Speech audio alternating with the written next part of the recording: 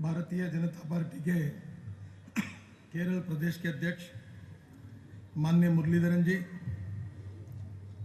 माननीय district president Krishna Kumar ji, हमारे लोकप्रिय उम्मीदवार उदय भास्कर जी नायर, शिवराजन जी, वेणुगोपाल जी, रामन कुटी जी, मंच पर उपस्थित श्री टी चंद्रशेखरन जी और उपस्थित सभी प्रमुख नेतागण और उपस्थित भाई और बहनों, भारतीय जनता पार्टी की ओर से आने वाले चुनाव में आप सब लोगों ने भारतीय जनता पार्टी को वोट देना चाहिए। इसलिए आपसे प्रार्थना करने के लिए मैं आज आपके गांव में आया हूं। बहनों और भाइयों, मैं भारतीय जनता पार्टी का एक सामान्य कार्यकर्ता हूं। कभी पोस्टर चिपकाने का काम मैंने किया, कभी दीवारों पर लिखने का काम किया। भारतीय जनता पार्टी ये कार्यकर्ताओं की पार्टी है। ये कोई माँ बेटे की पार्टी नहीं है, कोई प्रोप्राइटरी कंसर्न नहीं है। और उसी के कारण एक कार्यकर्ता के रूप में मैं भारतीय जनता पार्टी के सर्वोच्च स्थान पर अध्यक्ष करके काम करने का मुझे मौका मिला। मैं आपको विश्वास के साथ बता देना चाहता हूं कि इस देश में भारतीय जनता पार्टी की ताकत निरंतर बढ़ रही है। 9 राज्यों में भारतीय जनता पार्टी का शासन है। 1150 विधायक है, 165 सांसद है। और मेरा विश्वास है कि आने वाले 2014 में होने वाले लोकसभा चुनाव में दिल्ली में एनडीए का शासन आएगा, भारतीय जनता पार्टी का शासन आएगा और निश्चित रूप से हम इस देश का विकास करेंगे। पिछले अनेक दिनों से केरल में लेफ्ट पार्टी का शासन है। आपको पता है कि लेफ्ट की विचारधारा अब दुनिया में कोई महत्व नहीं रखती। मैं तो ये मानता हूँ कि केरल का बहुत नुकसान हुआ है। न इंडस्ट्री आई है, न युवाओं को रोजगार मिला है, न किसानों की प्रगति हुई है, न खेती को पानी मिला है। बहनों और भाइयों, भारतीय जनता पार्टी 21वीं सदी में विकास की राजनीति करना चाहती है।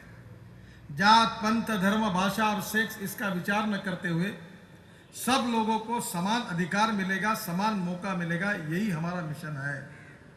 हम इस देश की गरीबी को मिटाना चाहते हैं, युवाओं को रोजगार दिलाना चाहते हैं और भ्रष्टाचार मुक्त हिंदुस्तान करना चाहते हैं और 21वीं सदी की विकास की राजनीति करके इस देश को दुनिया की एक सबसे बड़ी ताकत बनाना, यही भारतीय जनता पार्टी का सपना है, यही हमारा मिशन है।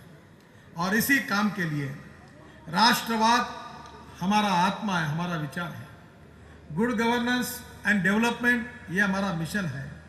और अंत्योदय, इसका मतलब यही है कि the progress of the last man of society who is socially, economically, educationally backward, जिसके पास रहने के लिए घर नहीं है, खाने के लिए रोटी नहीं है, शरीर पर कपड़ा नहीं है, ऐसे गरीब व्यक्ति को हम भगवान माने और राजनीति के माध्यम से उसकी सेवा करते रहे। और जिस दिन उस व्यक्ति को रोटी, कपड़ा और मकान मिलेगा, उसी दिन हमारा सपना पूरा होगा। यही अंत्योदय का विचार पंडित दीनदयाल उपाध्याय जी ने अपने विचार दर्शन में दिया है, वो हमारा उद्देश्य है। मैं आपसे प्रार्थना करता हूँ कि ये पूरा करने के लिए आप सब लोगों से भारतीय जनता पार्टी को सहयोग चाहिए। यही प्रार्थना करने के लिए मैं आपके पास आया हूँ।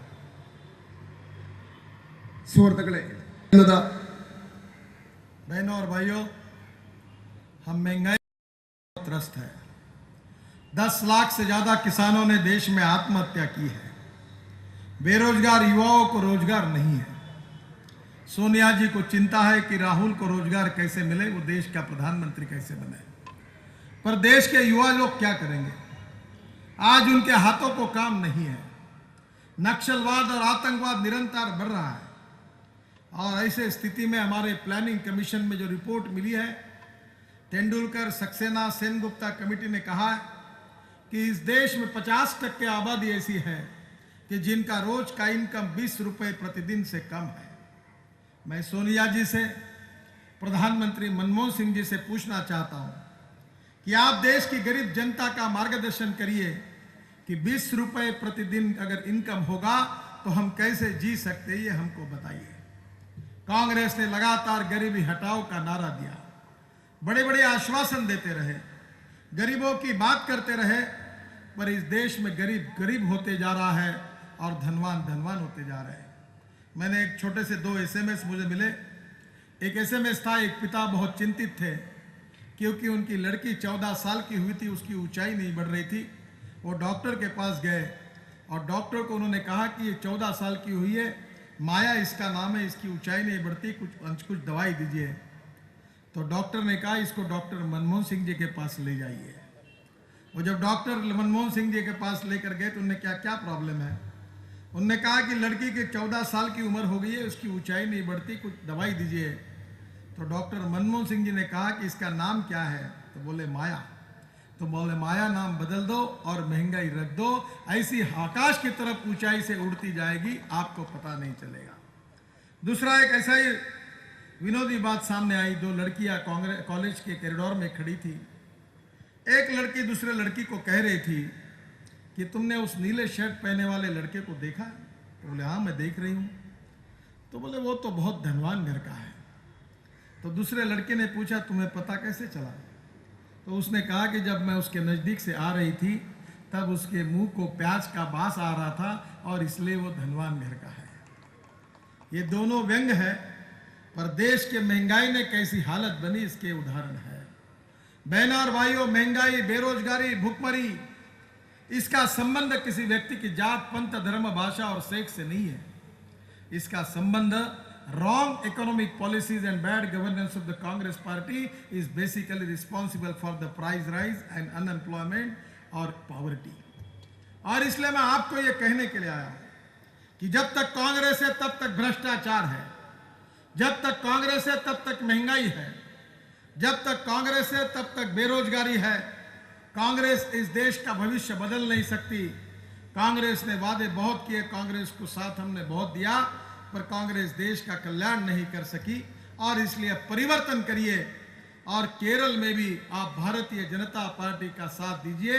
मैं आपको वचन देता हूं कि हम गरीबी का निर्मूलन करेंगे, युवाओं के हाथों को काम देंगे, महंगाई कम करके दिखाएंगे और भ्रष्टाचार मुक्त हिंदुस्तान का हम निर्माण किए बिना नहीं रहेंगे। ये विश्वास देने के लिए मैं आपके पास आया हूं। आप भारतीय जनता पार्टी को साथ दीजिए, यही मेरी आपसे प्रार्थना है। സുഹൃത്തുക്കളെ, देश में भ्रष्टाचार का बोलबाला चल रहा है। 2G स्पेक्ट्रम में 1,76,000 करोड़ का घोटाला हुआ है। यह आरोप मैं नहीं लगा रहा हूं, ये अडवाणी जी और सुषमा स्वराज और जेटली जी ने नहीं लगाया। तो इस देश के संविधान में जो CAG नाम की सर्वोच्च संस्था है, उसने कहा है कि UPA सरकार ने 1,76,000 करोड़ का चुना इस देश को 2G स्पेक्ट्रम में लगाया। कॉमनवेल्थ गेम में 76,000 करोड़ का घोटाला हुआ है। आदर्श का घोटाला आपको पता है, जहां जहां कांग्रेस का राज्य चल रहा है वहां वहां भ्रष्टाचार शुरू है।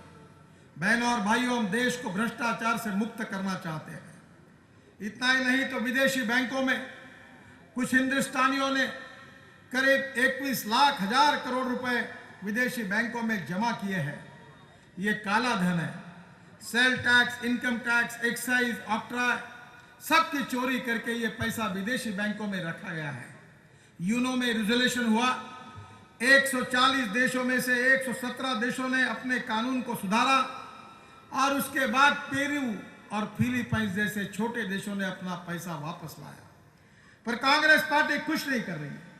वो इसलिए नहीं करना चाहती कि स्विस बैंक में जिनका काले धन है उनका चेहरा अगर नकाब उड़ गया तो कांग्रेस पार्टी का मुंह काला होगा, इसलिए वो काले धन के ऊपर कोई कार्रवाई नहीं करना चाहती। सुप्रीम कोर्ट में एफिडेविट करके कांग्रेस पार्टी और UPA सरकार ने कहा कि अगर हम इनसे नाम जाहिर कर देते हैं तो देश के हित में नाम जाहिर करना ठीक नहीं है। जो चोर है, डकैत है, जिन्होंने देश के साथ बेईमानी और विश्वासघात किया, ऐसे लोगों के नाम बताने में कौन सा पब्लिक इंटरेस्ट और कौन सा नेशनल इंटरेस्ट है। बहनों और भाइयों, मैं वचन देता हूं कि भारतीय जनता पार्टी काला धन वापस लाएगी, हिंदुस्तान के गरीबों के विकास के लिए उपयोग में लाएगी। अगर ये पैसा वापस आया तो मेरे सामने बैठे हुए हर व्यक्ति को 1,85,000 मिलेंगे, इतना पैसा है। इससे रोड बनाएंगे, स्कूल बनाएंगे, पानी की योजना बनाएंगे, गरीबों के लिए उसका पैसा खर्चा करेंगे और हम इस देश का विकास करेंगे काले धन को वापस लाकर। ये मैं आपको वचन देना चाहता हूं। और जो देश में भ्रष्टाचार है, जिन्होंने देश को लूटने का काम किया, इस कांग्रेस पार्टी को सबक सिखाइए और इस चुनाव में भारतीय जनता पार्टी के जो उम्मीदवार खड़े हैं उनको चुन कर दीजिए और परिवर्तन करिए। यही कहने के लिए मैं आपके पास आया हूं। ये सभी उम्मीदवार बहुत अच्छे कैरेक्टर के, अच्छा काम कर सकते हैं, काम करने की क्षमता है, लोगों की सेवा करना चाहते हैं। उदय भास्कर जी को मैं 25 साल से जानता हूं, बहुत कर्मठ और अच्छे कार्यकर्ता है, गरीबों की सेवा करते रहे, विकास कामों में कैसे करना चाहिए उनकी अच्छी समझ है। मेरा विश्वास है कि वो अगर विधायक बन जाएंगे तो आपके शहर का वो पूरी तरह से विकास करने में कामयाब होंगे, उतनी क्षमता उनके नेतृत्व में है। और इसलिए मैं आप सबसे प्रार्थना करता हूं कि उदय भास्कर जी को और बाकी सभी उम्मीदवारों को आप यहां से चुनिए, आपकी सेवा करने का मौका दीजिए। यही आपसे प्रार्थना करता हूं। जय हिंद, नमस्कार। भारत माता की, भारत माता की, भारत माता की।